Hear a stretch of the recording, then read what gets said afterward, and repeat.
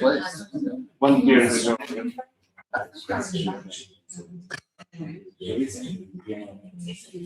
So I think we can start. So thank you all for coming. I'm very happy to present Professor Patrick Murray. Patrick Murray is a professor of philosophy at Creighton University in Omaha, Nebraska, and the John C. Kaffenick Faculty Chair in the Humanities. He is the author of Mismeasure of Wealth, Essays on Marx and Social Form, and Marxist Theory of Scientific Knowledge, which I, by the way, suggest. I think are very good books to understand the gist of Marx's critique of capitalism. Moving on, he and Jeannie Schuller are co-authors of False Moves in Philosophy and Social Theory, Losing Public Purpose, and Philosophical and Political Consequences of the Critique of Political Economy, Recognizing Capital. He's working on a reissue with the preface of Marxist Theory of Scientific Knowledge, which I talked before, and on Capital's Reach, How Capital Shapes and Subsumes. Both are being edited by Brill, I'm not mistaken.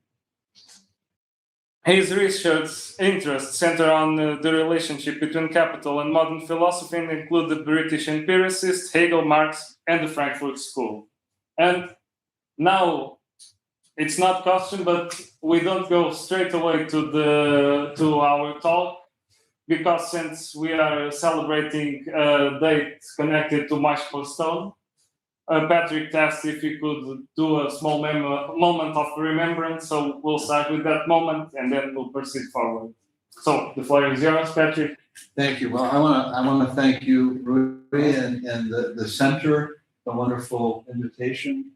Very glad to be here. Been looking forward to this time for quite some time.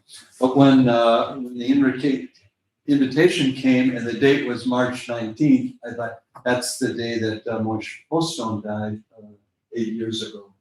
We came to be friends in Frankfurt back in 1975, in the fall of 75, and remained good friends the rest of his life. I wrote a remembrance of him for the Historical Materialism blog, which you can read the whole thing. I thought I'd just read one paragraph from that to just in memory of Moshe Postone today. Moshe was a deliberate but not scholastic reader of texts. He thought conceptually and historically in equal measure. He took the time he needed. His dissertation was 10 years in the making, followed by another decade of work before his book, Time, Labor, and Social Domination, appeared in 1993. It was my privilege to be involved in both of those processes. Moshe's intellect was piercing, his mind large. The horrors of 20th century history, colonization and anti-colonial struggles, world wars, hyperinflation and depression, and the genocidal devastation of the Holocaust were never out of mind. But he sought to understand this history's movements and discover what grounds for hope could be found in them. Thinking for Moshe was taking responsibility for the world. Thank you very much, Patrick. And now we can proceed to your presentation. Yeah. Okay. Okay, that's Good. the title But- from. Oh, please. Okay, you go ahead. Oh, it seems like an Abbott and Costello moment. From philosophical critique of bad abstraction to historical materialism critique of real abstraction. And I should have. Okay, thank you. So actually, I think I have two appendices to this. One, just some terminology. I think I'm gonna, before I get to the paper, I think I'll just put out a couple of these terms and say a word or two about them. They'll come up, but maybe just to kind of get them out there in advance. So social form and purpose. So I'd like to say in regard to wealth, we get a question like how much wealth is there? Okay, maybe how is the wealth distributed? But a third question, what's the social form and purpose of wealth? That's pretty much a non-question. I read Marx as basically all about social form and purpose. We'll see more about that. Value. So value is a word that we use a lot of different ways. Like I value my grandchildren. I value good health. Value for Marx is something very specific. It's not a general term. It's more or less what money measures and communicates, transfers, and stores imperfectly. So it's a very special kind of reality, and very much use value. So at the beginning of Capital, Marx has, you have like a commodity is use value with an exchange value, which is price, that is also a value. So you have those three different things.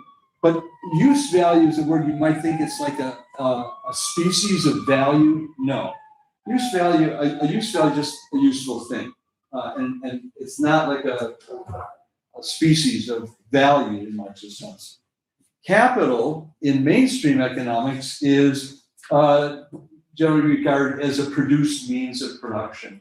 And that's something that has nothing in particular to do with capitalism. There are produced means of production everywhere. So it doesn't really including in capitalism, but it doesn't tell us anything in particular about capital. For Marx, capital is not just a social form, it's the social form of the world we live in. So capital is a key term as a social form. Phenomenology. So I'm going to use phenomenology in a very kind of simple, plain sense, I hope. And that is as an experience-based inquiry into when things that are distinguishable are separable, actually separable, and when not. That's going to be important. So bad abstractions, another term that's going to be important, is bad abstractions are when you treat things that are distinguishable but not separable as if they were.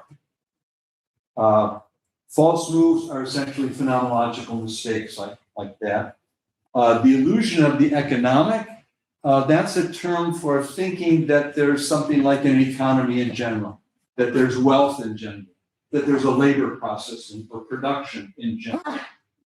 And factoring philosophy, what I call factoring philosophy and the bourgeois horizon. So bourgeois horizon is a term from Marx, and he has a lot of related terms like that. And it's basically a kind of way of thinking that separates things out that aren't separable. So a source of false moves. Okay. Did I have one more I wanted to say? Yeah. Oh, real abstractions. Okay. So real abstractions, so that the title is kind of from bad abstractions in thinking to real abstractions. So the basic real abstraction is really the conversion of commodities into money. But really about the whole system of which that's a part of, the whole circuit of capital. And practically abstract labor, that's going to be an important term. So practically abstract labor is essentially the kind of labor that gets socially validated by selling its products, commodities. So conversion. Okay. So just we'll go back to the beginning. I'll read two of the epigrams. First one from Hegel and then one from Marx. First one from Hegel: to make abstractions hold good in actuality means to destroy actuality. Second one from the Grundrisse of Marx: individuals are now ruled by abstractions, whereas earlier they depended on one another. The abstraction or idea, however, is nothing more than the theoretical expression of the material relations, which are their lord and master. So kind of get an echo of the title of the paper right there, moving from abstract, I guess, to real abstractions. Okay. Abstraction plays a momentous role in Karl Marx's thinking about philosophy, about political economy, and about the kind of societies where the capitalist mode of production predominates.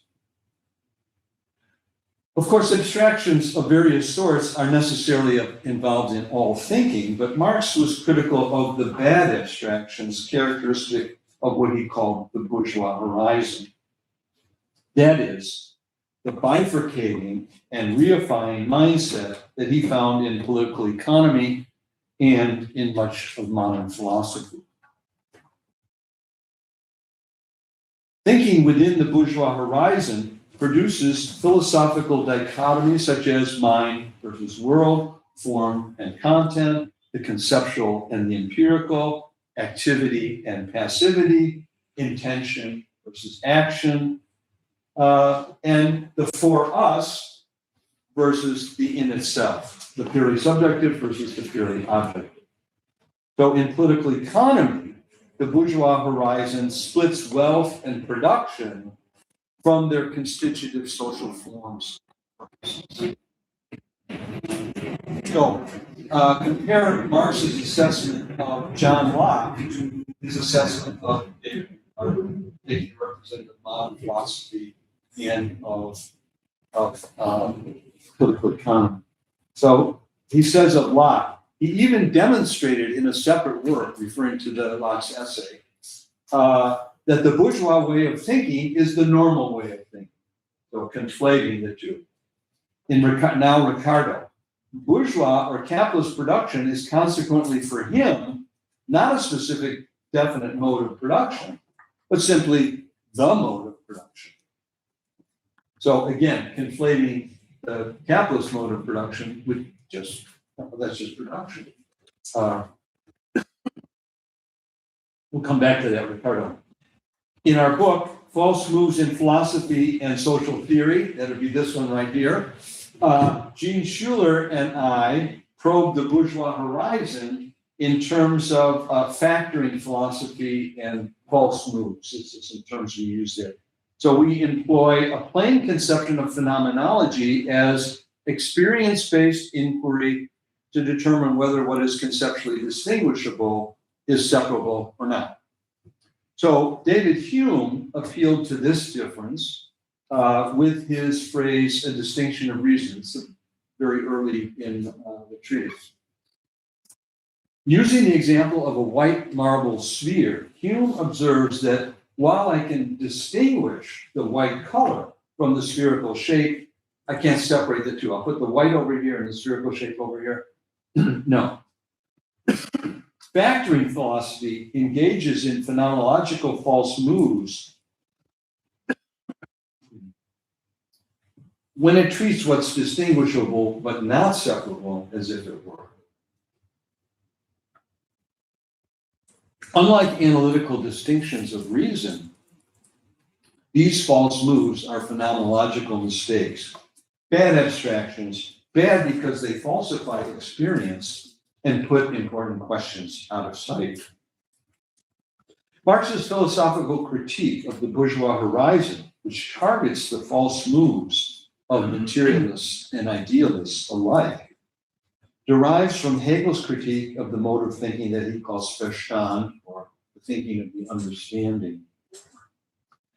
However, as George Lukács observes, Marx turned this critique against Hegel and placed him within the bourgeois horizon.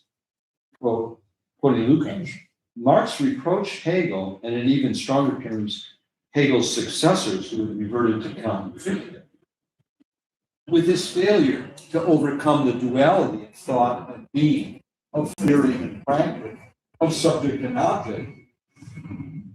In this sense, Marx's critique of Hegel is the direct continuation and extension of the critique that Hegel himself leveled at Kant and Fichte as Verstand philosophers. Now, in paragraph 183 of the Philosophy of Right, Hegel refers to civil society as the Verstand state. So I take him there to be making a conceptual connection between forms of thought, his critique of Verstand thinking, and forms of social organization, civil society, as Marx would do. So in his thesis on Feuerbach, Marx rejects both idealism, which he says develops the active side, but only abstractly, and contemplative materialism, which does not comprehend sensuousness as practical activity.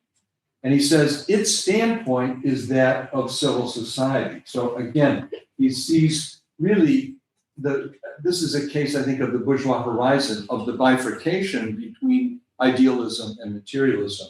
And it's really the split that's the problem from Marx. And he's relating that to civil society or by commercial society, let's say. So the crux of Marx's critique of, now turning to his critique of political economy, is that it's based on false moves. Political economy makes the phenomenological mistake of treating wealth, labor, and production as separable from their constitutive social forms and purposes. Political economy reifies wealth in general, labor in general, production in general, falling into what I call the illusion of the economic, as if there was an economic engine. By contrast, Marx begins Capital by answering the question. So the third question I mentioned was, what's the social form and purpose of production? That's the one that economics just doesn't raise. Marx begins the book by answering the question. So Capital begins by saying, the wealth of societies in which the capitalist mode of production prevails appears as an immense collection of commodities. The individual commodity appears as its elementary form. So he just starts the book by answering the question, what's the social form? And implicitly, with a reference to capitalist production, the purpose. We'll see that soon enough. So he's not ignoring the third question. Political economy pretends that its object of inquiry is an economy in general, an economy with no constitutive social form or purpose. It's trapped in the illusion of the economy. Political economy is riddled with bad abstractions. It compounds its phenomenological mistakes by conflating an impossible economy in general with the capitalist mode of production. So this is what we saw with Ricardo. Thus, Marx attributes David Ricardo, for whom he had great respect in many ways, his, quote, inability to grasp the specific form of bourgeois production to his obsession that bourgeois production is production as such, production in general. Ricardo makes two mistakes. One, bourgeois production is a socially and historically specific mode of production. And second, there's no production as such in the first place. Real abstraction in simple commodity circulation. Marx's critical studies of political economy quickly taught him that capitalist societies are dominated by abstractions, but real abstractions, not simply conceptual ones. The process of real abstraction in simple commodity circulation, which is where book capital starts, is a constitutive factor in the capitalist mode of production. A mode of production that's thoroughly mediated, really leveled by money and prices. As Marx says, everyone knows, if nothing else, that commodities have a common value form which contrasts in the most striking manner with the motley natural forms of their use values. I refer to the money form. So commodities are all kind of leveled by their prices. The real abstraction of commodities and of the concrete labor that produces commodities concludes, because capitalist production, Marx says, is abstraction in action. It concludes with their sale. Commodities are transformed into money, which socially validates them by reducing them to quantities of the same thing, value, expressed as money necessary. At the beginning of Capital, Marx argues that because all commodities have prices, X amount of commodity A is the equivalent of Y amount of commodity B. in terms of some common element. Well, he at first calls the common element a third thing. He calls the third thing value.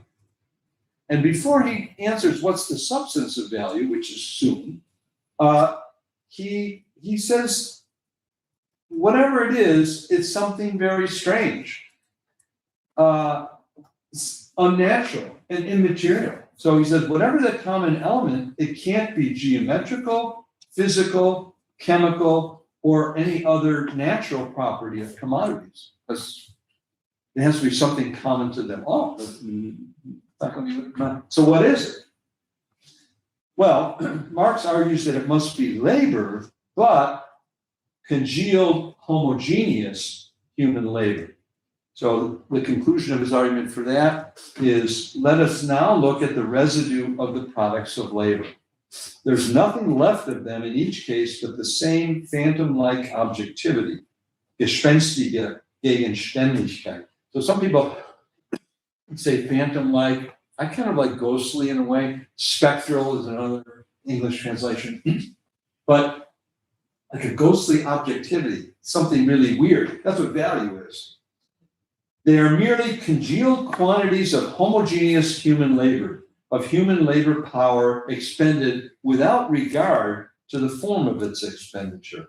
As crystals of this social substance, which is common to them all, they are values, commodity values.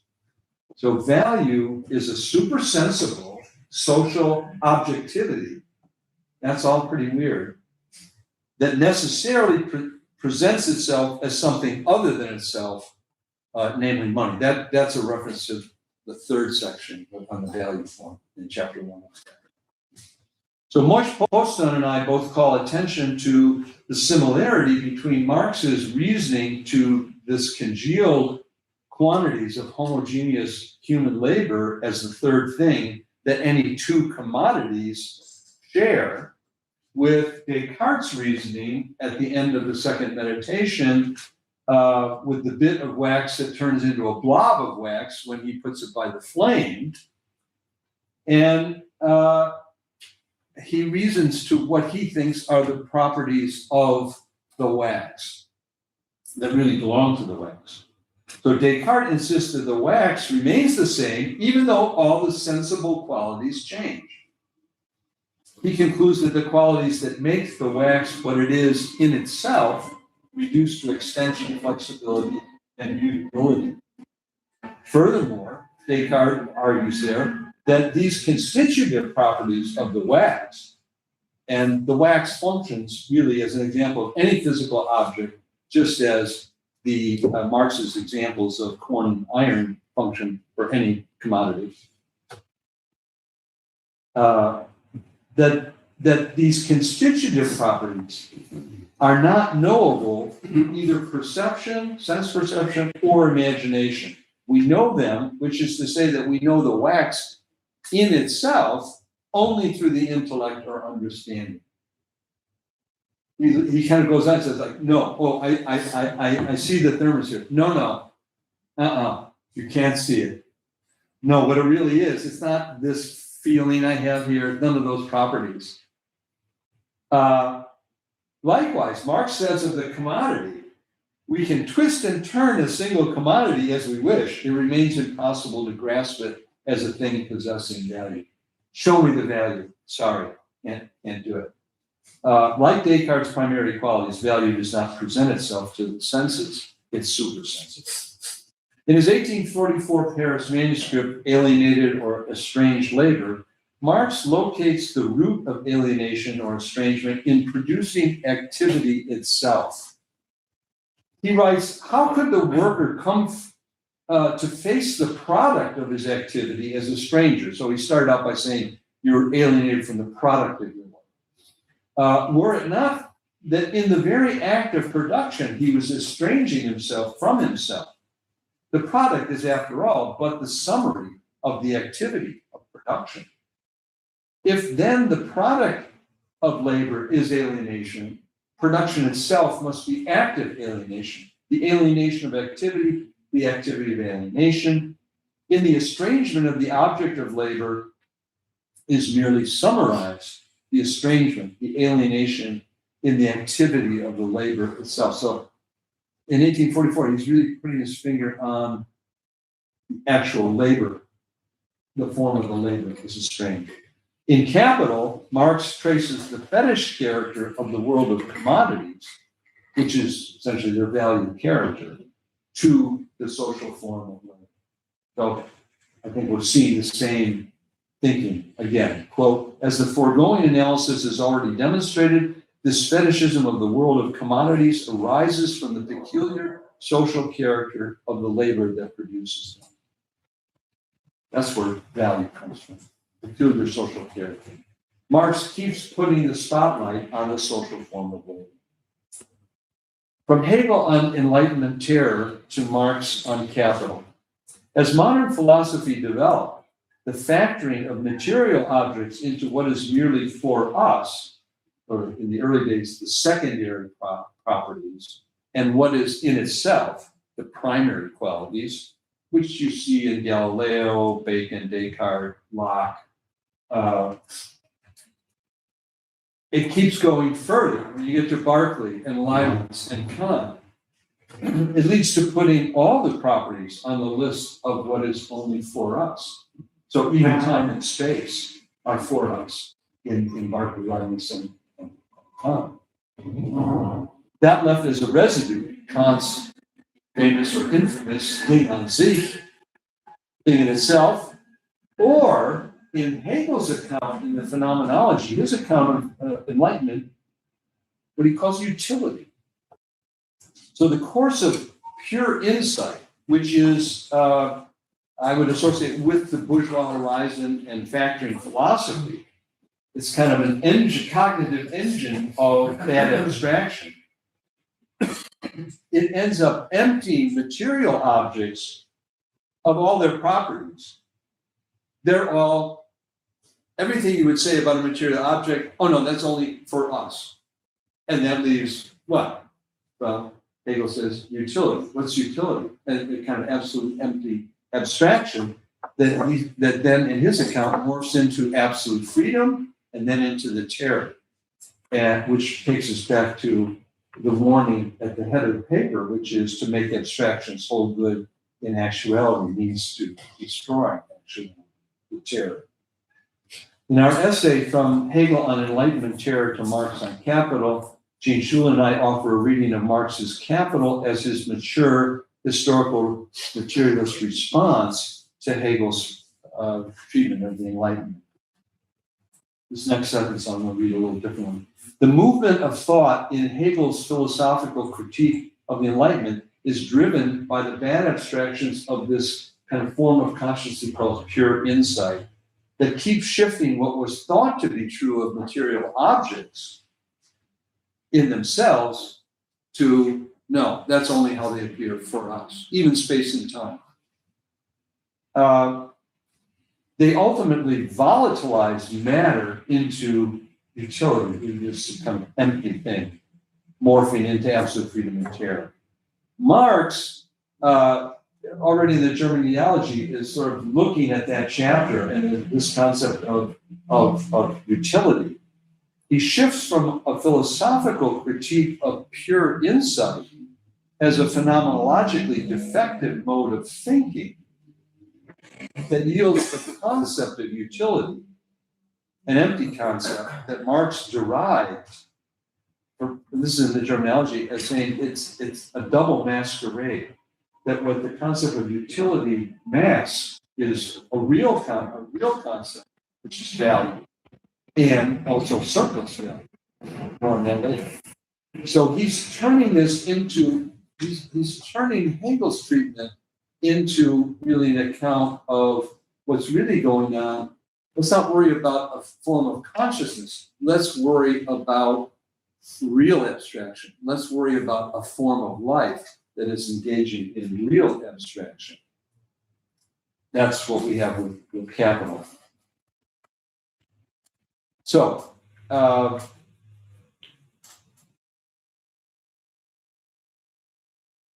think I'll just skip down to Rubin's dilemma.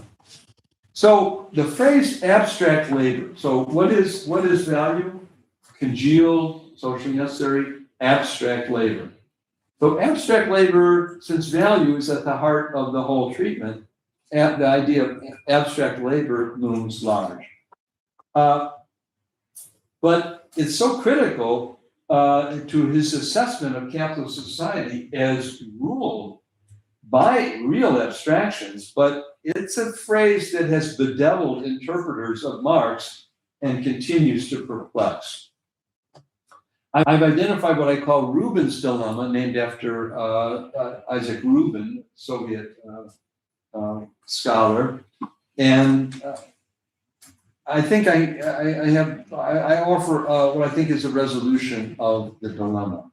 So the problem is this: that if value is historically specific, which I think it is for Marx, and Rubin thinks that, although that's really to say that Marx is not a Ricardian, he's not in the classical labor theory of value, because that's not value, not a historical phenomenon. So this is Rubin's great advance. But here's the thing. So if value is historically specific, and if congealed abstract labor is the substance of value, then abstract labor has got to be socially specific. Rubin puts it this way: one of two things is possible. If abstract labor is an expenditure of human energy in physiological form, then value also has a reified material character, not a social phenomenon. Or value is a social phenomenon, and then abstract labor must also be understood as a social phenomenon connected with a determined social form of production. It's not possible to reconcile a physiological concept of labor, so abstract labor is a sort of physiological energy, with the historical character of value, which it creates.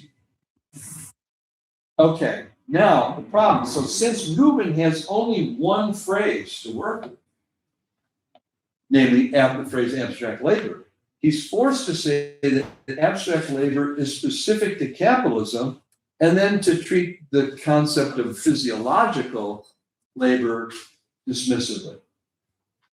But the problem is this conflicts with many passages in Capital, such as when Marx says all labor is expenditure of human labor power in the physiological sense. Is there a way out? Well, I'm trying to suggest one. I think the way out of Rubin's dilemma involves distinguishing several concepts.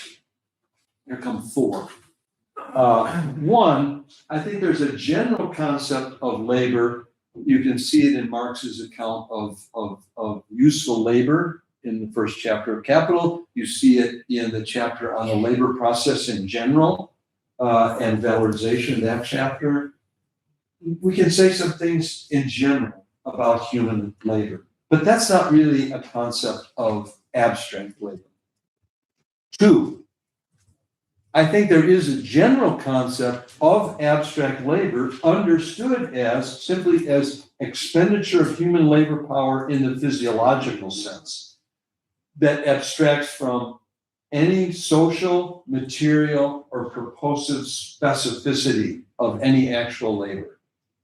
Okay? Abstract labor in this sense is a general category too, but it's a different one than that first general category. It's much more abstract. And it has a special significance for the kind of labor that produces value. Quote, all labor is an expenditure of human labor power in the physiological sense, and it is in this quality of being equal or abstract human labor that it forms the value of commodities. So abstract labor in this sense, in this general sense of the physiological labor, human labor in the abstract, it's not socially specific, it's not a kind of labor, but it's going to be a concept that we need to understand the third sense. What I call practically abstract labor is socially specific. It's the kind of labor that is validated as abstract labor in the second sense. So as physiological, as devoid of any particular material propulsiveness, and it's validated as abstract labor by the sale of its products. Rubin's dilemma arises, and this is really the kind of labor that's value producing, that produces commodities and produces value. Rubin's dilemma arises when the one phrase, abstract labor, is forced to accommodate the two concepts, which are even different kinds of concepts. Practically abstract labor is the social kind of labor that produces value and surplus value. This is the kind of labor that produces commodities, is socially validated through the sale of the commodities, which essentially is what validates it as abstract labor in that second sense. I think I'll skip this fourth sense. Simple commodity circulation presupposes the circulation of capital. The thoroughgoing mediation of capitalist production by money is announced in the opening sentence of Capital.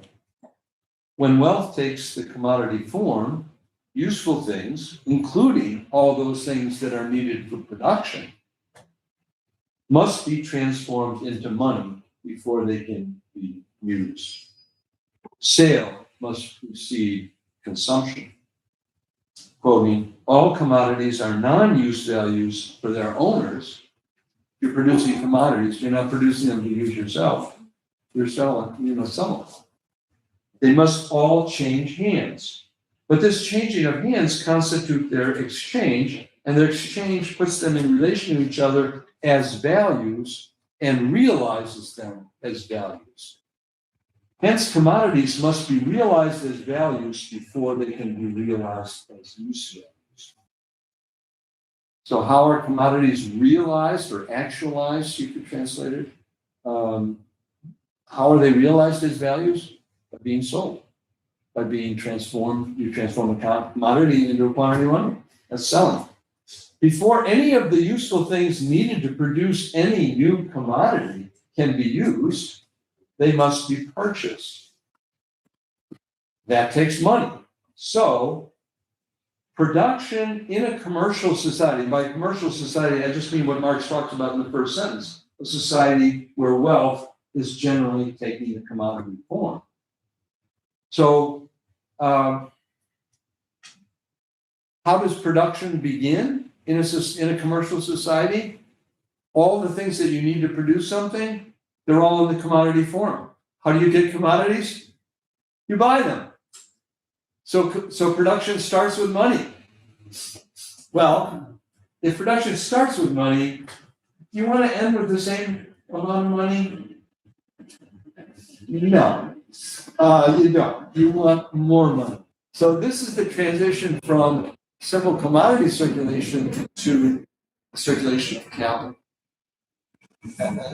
Okay, so this sets the stage for Marx's observation in part 2, the transformation of money into capital, that, quote, new capital in the first instance steps onto the stage into the market. And he specifies whether the commodity market, the labor market, or the money market in the shape of money, money which has to be transformed into capital by definite processes. Why must production begin with money? Well, all the inputs to production are in the money form, are in the commodity form. So how do you get them? You buy them. Production begins with money. And he spells it out, the commodity market, the labor market, and the money market. So many readers of Capital, I think, are disturbed by the seeming flippancy with which Marx introduces the circuit of capital. So this is the chapter where you start with CMC, commodity, money, commodity circuit. And then he introduces, and he says, alongside CMC, we find another form, which is quite distinct. MCM. A lot of people are like, alongside. What kind of introduction is that? What is this guy supposed to be, a systematic dialectical thinker? Yeah, he is. And he's already set this up in the way that I hope I've explained. It's like, yeah, well, how do you start production? All the stuff you need to produce anything, you have to buy. So you start with money. So that's MCM. But MCM doesn't make any sense. It's got to be MCM plus delta M. There we go, surplus value. Okay. Marx has prepared the reader for this alongside. In a society where wealth generally takes the commodity form, and Marx's reference here to the labor market shows that he's including labor power in the immense collection of commodities, production must begin with money to purchase all the inputs to production.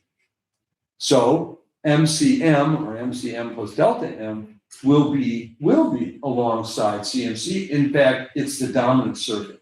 I mean, where are the commodities that keep entering the market? Where are they coming from? They're coming from production on a capitalist basis. So simple commodity circulation presupposes the circulation of capital inclusive of production on a capitalist basis. This means that simple commodity circulation and the circulation of capital are mutually presupposing. So, of course, if there's no value, there's no surplus value. But if there's no surplus value, there's no value. Now, that's the surprising one. Okay? This argument is important for several reasons. One, it's a reminder that real abstraction really characterizes the entire circuit of capital, not just the sale, not just exchange. And that's really important point for this paper. Let's see more of it. That's one. Two, since simple commodity circulation presupposes the endless accumulation of capital, this argument contradicts libertarians like Friedrich Hayek, who think that the market has no compulsory collective aim. Right? So libertarian, the market is very appealing because you go, you buy or you don't buy. So it's all up to individual. There's no compulsory. Yeah, but what Marx is saying is, no, actually, the market is sort of the friendly way that's the circulation of capital appears. And capital has its compulsory collective aim, namely endless accumulation of capital. And I think from history, we know what happens when that breaks down. It's not pretty. Third, it confirms the co-constitutive view regarding the formation of value and the determination of its magnitude. Co-constitutive here means that value is being formed and its magnitude is being determined really across production and exchange.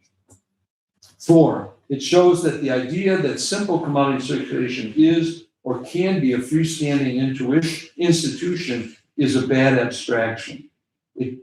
So the idea that the market stands alone, no, bad idea. And it coheres with Marx's insistence on the inseparability generally of production and distribution. In capitalism, production has a goal to make money and accumulate capital. To separate market exchange from capitalist production is the point. Real abstraction pervades the capitalist mode of production. So value is the consequence of the processes of real abstraction that are constitutive of societies where wealth is generally produced in commodity form. Marx writes, had we inquired under what circumstances all or even the majority of products take the form of commodities, we should have found out that this happens only on the basis of one particular mode of production, the capitalist one. So that is announcing his intention to show that a commercial society is a capitalist society. As we just saw, Marx shows in Capital that commercial societies prove to be capitalist societies That is, societies where wealth is produced for the purpose of making surplus value and endlessly accumulating capital. The processes of the real abstraction of labor and wealth, which includes the transformation of commodities into money, the sale, produce a society ruled by abstractions dominated by capital, which is self-balancing value. Marx calls capital automatic subject. So real abstraction is not restricted to the sale of commodities to exchange. Market practices belong to the social arrangements that render labor abstract. They function as a sort of labor processing plant that mills away everything concrete, material, and propulsive about the labor that produces commodities. It just all turns out to be different quantities of money after the sale. The free market is not an independent phenomenon, it's a moment of capital circulation. Any thought that the market alone makes labor practically abstract misconceives the status of generalized commodity circulation in relation to the production process as a whole. Capital is a movement, a process, quoting Marx on this. Capital is a movement, a circulatory process through different stages, which itself in turn includes three forms of the circulatory process. This is part one of volume 2 of Capital, where he describes the movement of industrial capital is abstraction in action. Money and money making continually in and direct capital's movement, its abstraction in action. Because it makes the false move of overlooking or ignoring the social form and purpose of production, political economy is oblivious to capital's pervasive power of abstraction. I think I'll skip this next section on, it's the commerce and industry picture of capitalism. I think it's typical to look at capitalist production as industry without any defining constitutive social form or purpose.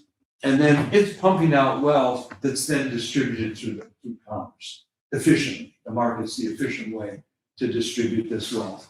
But of course, that is a way of treating production as if it had no social form or purpose. Well, Marx's point is that's all wrong. That's a false move. That's bad phenomenology. That's a false move. Okay. All right. We'll go down to forms of subsumption. So, forms of subsumption under capital's constitutive forms, the value forms. So the abstractness of capitalist society, its reduction of the qualitative to the quantitative, to the calculative, its terrible indifference to what makes useful things useful. That's a key phrase here. Indifference to what makes useful things useful.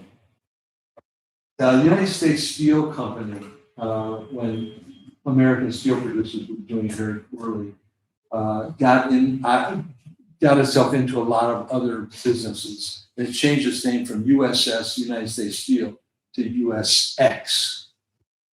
I like that. X standing for what? Anything that make money. It's just a bit, just like in your face, the indifference. Like, oh, steel. Okay, if I can make money making steel, good. But the indifference, yeah. So there's different forms. So formal subsumption, and there's merely formal subsumption, real subsumption, hybrid subsumption, and ideal subsumption. These terms have only in recent decades sort of becoming into use. They're not that prominent in the published works of Marx. So you can go elsewhere. So formal subsumption is just subsuming production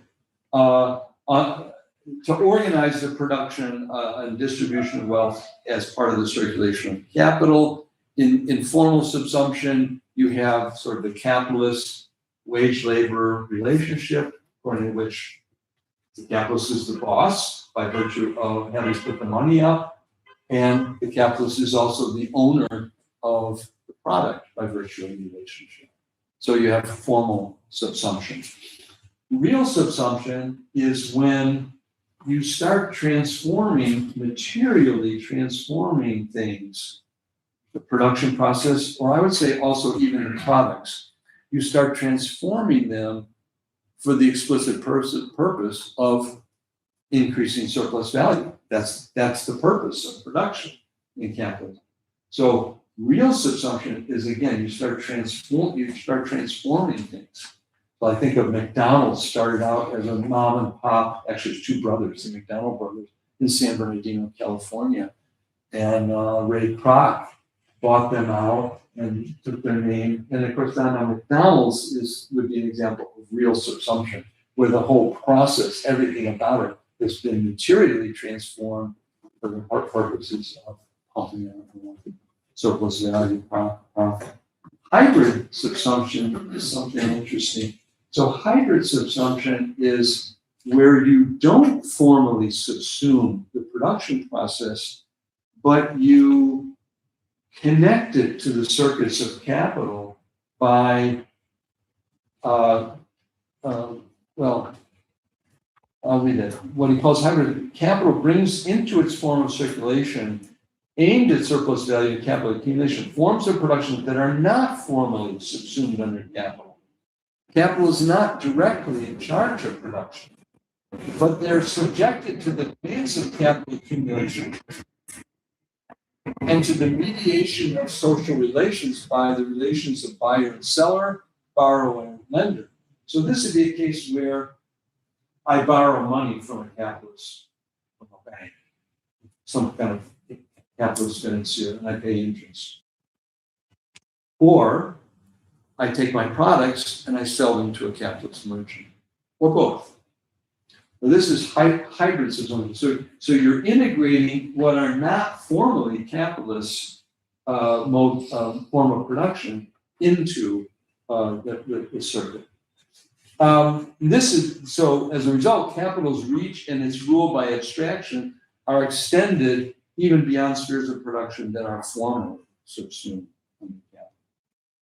Ideal subsumption under value forms involves treating something that's not actually subsumed under capital, whether formally or in a hybrid manner, as if it were. This means that the abstractions involved in the value forms enter our ways of thinking, talking, and acting, even where the actual value forms are not in force. So as a parent, I may think of myself as a paid child care provider. I got to babysit my kids this weekend. You can babysit your kids. You're the parent. I'm self-employed. Who's the employer and who's the employee? That's weird. Ideal subsumption, we tend to project the capitalist forms onto things where they don't really even apply.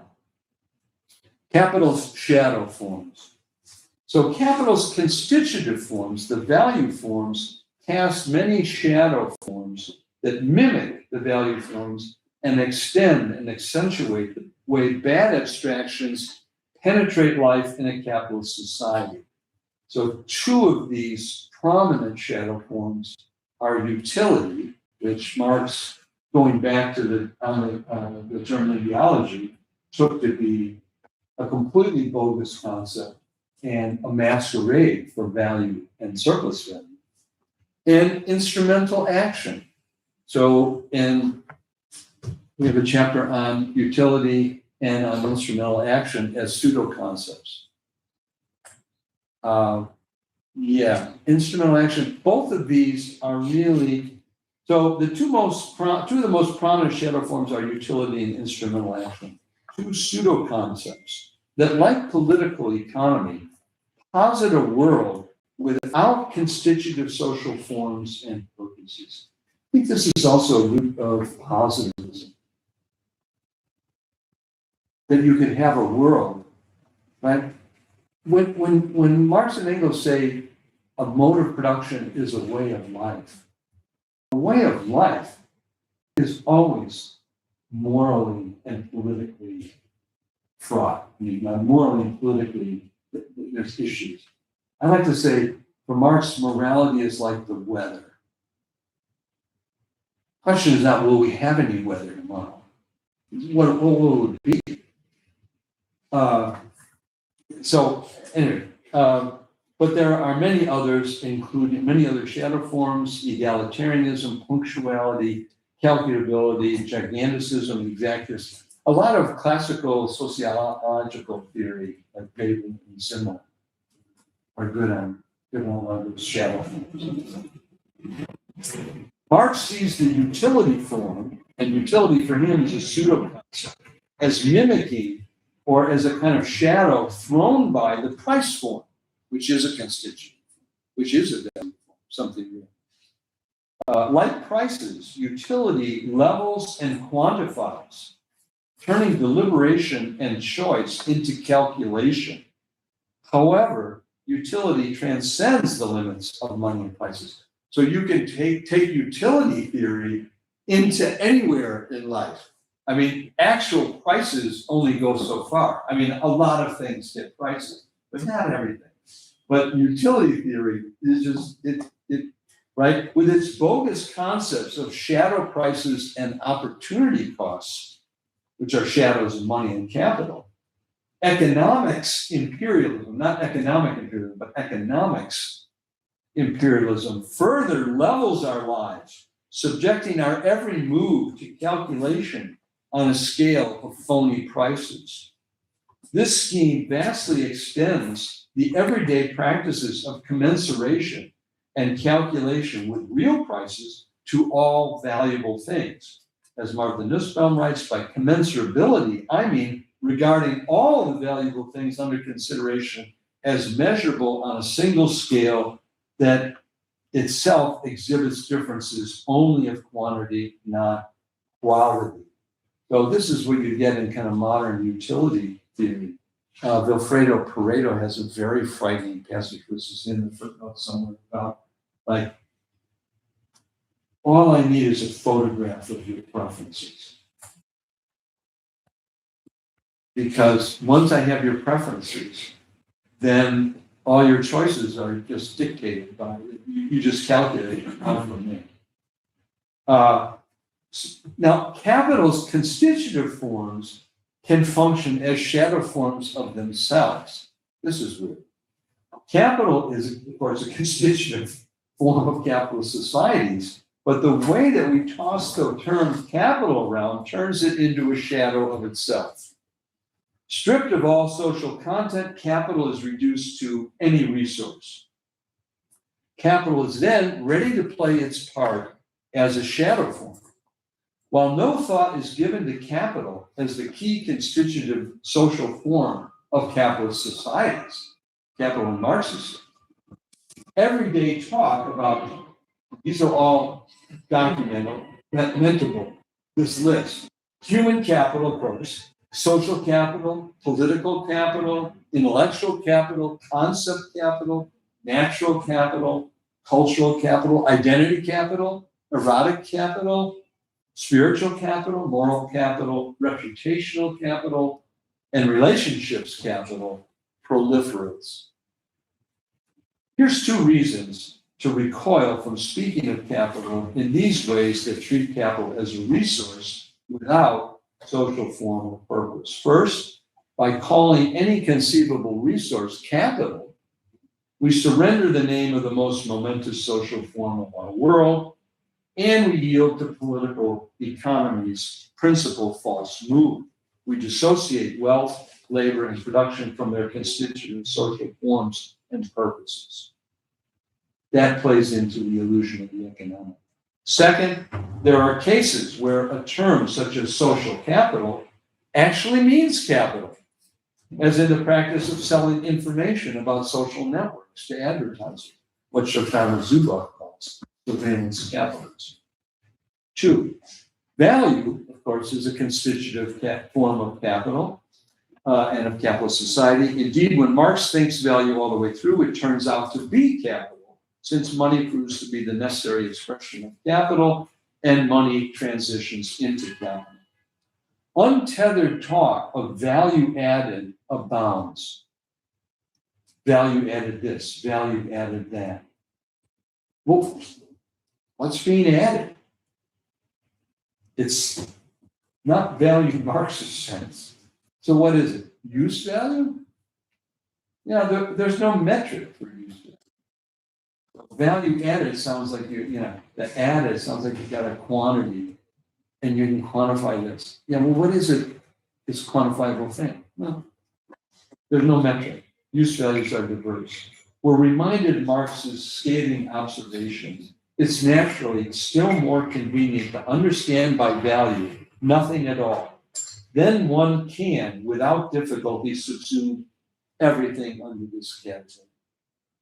So in these thoughtless usages of the word capital and value, the two most important concepts for understanding our social world, value and capital, are defaced. Conclusion. Value is a bad abstraction from what makes useful things useful. The substance of value, congealed, socially necessary abstract labor, is a bad abstraction since it abstracts from all qualities that make a useful thing useful. Useful value is a ghostly objectivity that results from real abstraction. Dominated by the law of value and capital's strive to accumulate, capitalist society is ruled by bad abstractions, a nightmare scenario. Values arise from real abstraction, not from theoretical mistakes, but value gives rise to the bad abstractions of the bourgeois horizon thinking. Value can be overcome only by social action that replaces real abstraction as the dominant form of social mediation with a form that is not oblivious to the good, to what makes useful things useful.